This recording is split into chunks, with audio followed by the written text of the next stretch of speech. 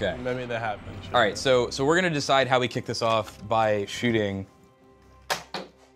Darshan. Darshan? What about me? That's the. What about you? No, He's here now. How did you do that? I summoned him. No, so we can start with you. Congratulations on winning, by the way.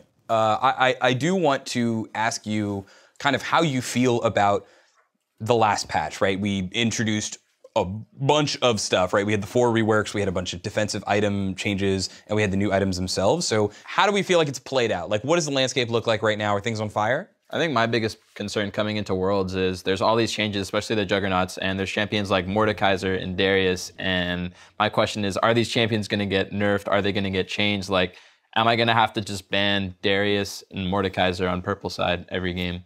Right. What we're aiming for is very much to say no to that. To say, like, you don't have to ban these guys every game. It seems like some of these guys are somewhat nerf-worthy for this patch, and we're thinking about it.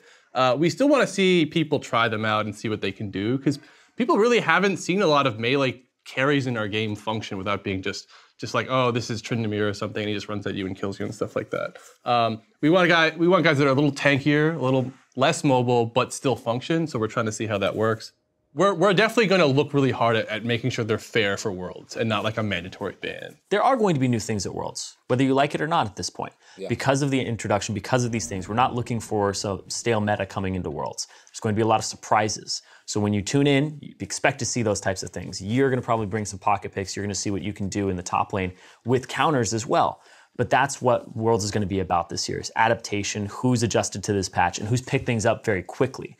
On our end, though, it's how we balance these things so that they feel fair to play against and they're not 100% pick banned. Yeah, see, personally, I'm excited for the scrappy underdogs that just pick Heimerdinger every game and win. I would be hyped to see that. I'd accept the Donger Overlords. But I want to move on through the rest of this patch because, you know, World's going to be on 5.18. We're on 5.17 right here. But we do have a bunch of changes that feel like they are aimed at pro play, if I'm correct.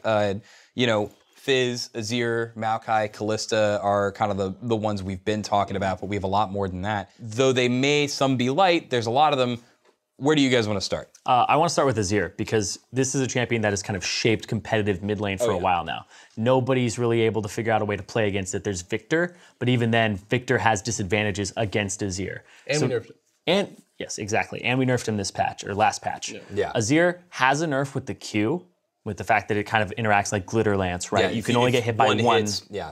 Exactly. Hit by the others. This is a nerf that I think isn't actually going to hit him extraordinarily hard because people are now building Nashor's Tooth. So the idea is I slow you with the Q and then I get 2 autos on you, and that's the bulk of my damage. I'm no longer using Conquering Sands for just destroying people. It's the auto attacks. But I think for me, what's more important is the movement speed change. Removing 10 puts him tied with the slowest champions in the game, which makes sense to me from a thematic sense, right?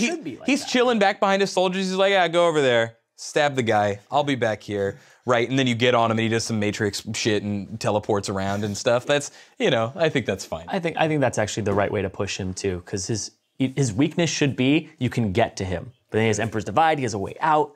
Just make him slower, and I think that's a really great direction to push him in. And if he still gets the ideal situation where everybody's in a choke point, awesome. He's still able to execute on his pattern. He's still going to bounce people around with his wall, but you know, let's say you're immune to CC effects, you'll run him down and kill him because he's much slower. So yeah, if only there was someone that played champions who were immune to CC effects. I wonder. Sadly, none of those exist. No, Darshan, what's your pick for a change this patch? Like, what are things you're looking at?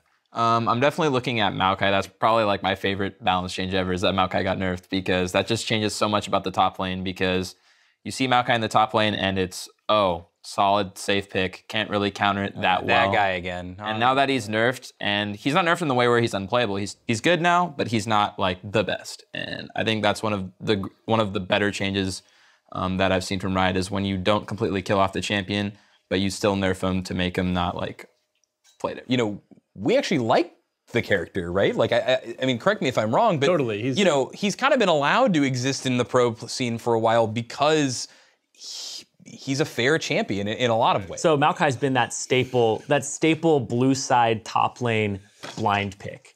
And now that he's kind of removed, I'm a little worried for like competitive or pro top laners because you're not going to have as safe of a pick when you're just blue side and your team's like, no, we're gonna have you pick early, or even red side where it's like, okay, we're gonna have you pick your top laner and we're gonna last pick mid or something. Yeah, counter picks are just gonna be a lot stronger in top lane because Maokai is one of those few safe blind picks, so you're definitely gonna be seeing a lot more variety in the top lane with Maokai getting nerfed, which is something I'm looking forward to. Yeah, I just want to draw that out for a second. Is that cool that there are less safe picks in top lane, right? Because clearly we're saying, yeah, you nerf guys like Maokai, counter picking is going to be a bigger deal. But, you know, we saw a long time ago a game where top lane was the lane to counter pick, right? Dudes like Wicked and Voyboy were always had their kind of last picks reserved. Back to that point too now. And that's kind of what I want to know is how do you guys feel about that playing out in the game as is? As a solo queue player who doesn't main top and then I have to pick top and I get counter picked, I don't like it because I don't know the matchups and I don't know always how to play safe there. So that's one of those things that I'm like, I would always default to Maokai. You twitch too much, you're like, I gotta fight someone, and then you die. Well, like, I defaulted to Maokai. Maokai and Shen are my go-tos because I can just play the lane very safely. And there is also a Shen nerf too. We nerfed you hard this patch. I am out of top lane, except I have Garen still. Oh yeah, okay. Well, he got nerfed too. Slightly. Yeah. Yeah, I still feel like he's going to be strong as well. But What's not a stone thrown at a god. Yeah, that's damn. That is intense. Okay. No, please. Overall, the less counter picking thing is actually probably healthy for competitive and pro top laners. For the average solo queue player who gets pushed in that role, I feel like that's one of those things that I'm like, oh man, I don't know how much I'm going to want to play that role as much. I'm just going to main jungle and support now, not jungle and top. I get you. Push away from When you can counterpick, you can just exploit weaker players, in my opinion. So if you're the better player and you can counterpick, like Maokai isn't going to save you. You're going to get counterpicked, and that's how I feel about the whole thing. That's the theme of this patch. Maokai's not going to save you from Darshan. Yeah, exactly. Maokai can't save you from you from can't. me. You can't hide behind the tree anymore. We already saw this during playoffs. Exactly. We banned Maokai against Dyrus, but now that Maokai got nerfed, we don't need to ban it anymore. So You'll never be in the same group though. Yeah. So. It's kind of interesting because like when you're in solo queue and your last pick and you're in your off position, like everyone kind of has like a safe thing they default to, right? And I think it kind of becomes problematic when the safe thing also crushes everything too. Like old Caitlyn, for example, it's like I don't play AD carry, so I'll play Caitlyn. She's fun, and I'm winning all my games. Yeah. What is that? So, that's a little. No, I bit definitely agree. Maokai So we can't talk about Maokai and top lane without talking about Fizz, right? Fizz kind of the preeminent counter in pro play. Kind of the only thing that makes him not a sure bet all the time, but even then, seems like it's kind of hard in some execution. We have nerfs to that though. Like AD Fizz is kind of on the way out. What's going on? Right. So the weaknesses that you should exploit with a Fizz when he's mid don't exist for the top lane version.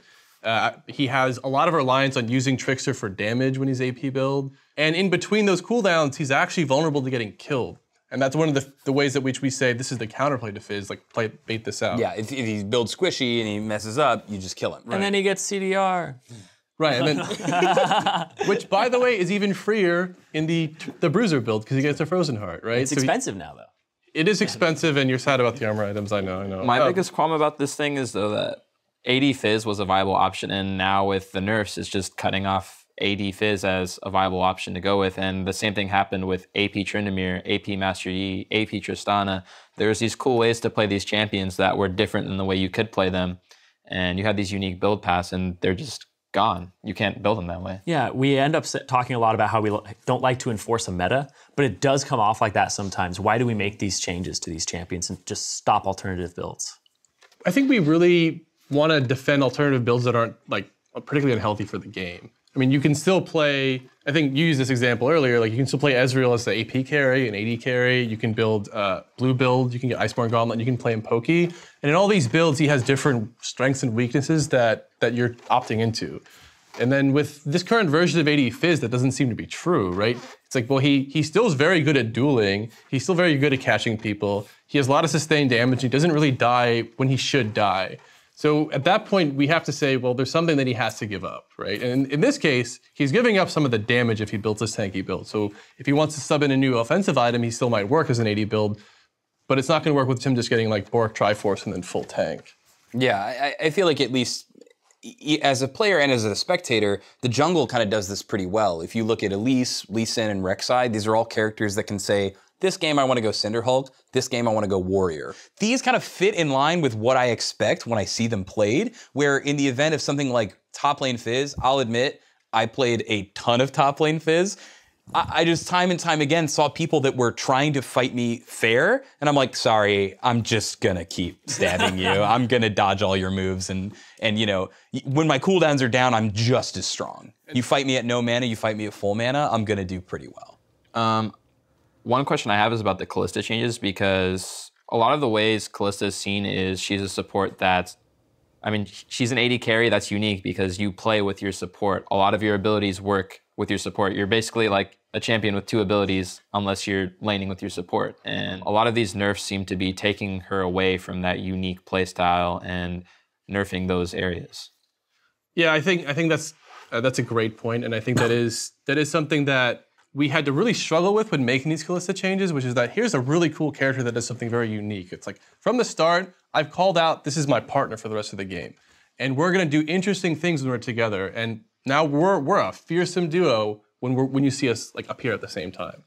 I think a lot of our players didn't quite bind to that as much. They looked at the passive martial poise and sort of her outplay ability and said, this is the character I want that you've delivered to me.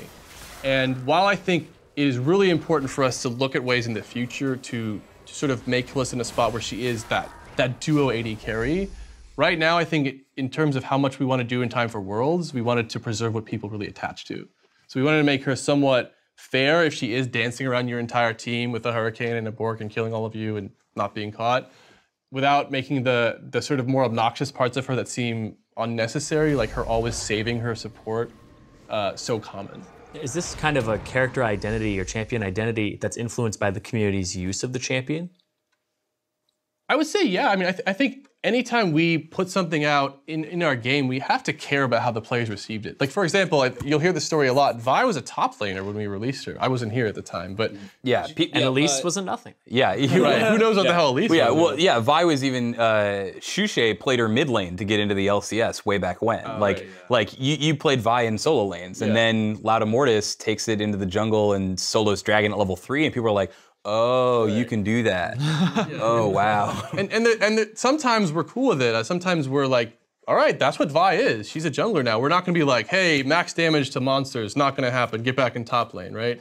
And with Kalista, I think she had 2 kind of distinct identities, and the ones that players seem to really want to play is the one we're defending right now, right? And maybe in the long term we can change something around that. But you know, we have to look at how much people are attached to it, right? So any other champions that kind of stick out to you guys? Any other things you want to get at before we wrap up? I'm just hyped about Nocturne. Like, I'm not sure if he's actually going to get into pro play now, but I feel like a huge amount of how early game goes in pro is about whether or not you can outmaneuver the enemy team's vision. And now we're just saying, by the way, Noct just does this, basically. Yeah, like Noct he can get into your lane no matter where you are. I'm pretty wary of like globals on any champion, because even though Shen got those buffs, I didn't really think they were necessarily that big. But even those like minor tweaks were enough to push him over the edge to be one of the like strongest top lane picks in the meta. And I could definitely see the same thing happening with Nocturne. I don't think his dueling is like crazy, but he's still pretty strong, and him having those range buffs on his ulti could definitely just push him back into competitive play. I'm trying to remember about that time that we do it actually, where we played Kalista and Bard. Oh yeah, we did. And I played Bard and you played Kalista, and you were like, I don't know about this Bard character, man. And you went 1-7. We won because we got carried by someone, but you're just like hopping under their tower, and you're like, I don't know about Bard, man. I'm like, what do you want? I was just testing your limits, Patrick. You did a great job. Okay, good. Yeah. Yes, did it.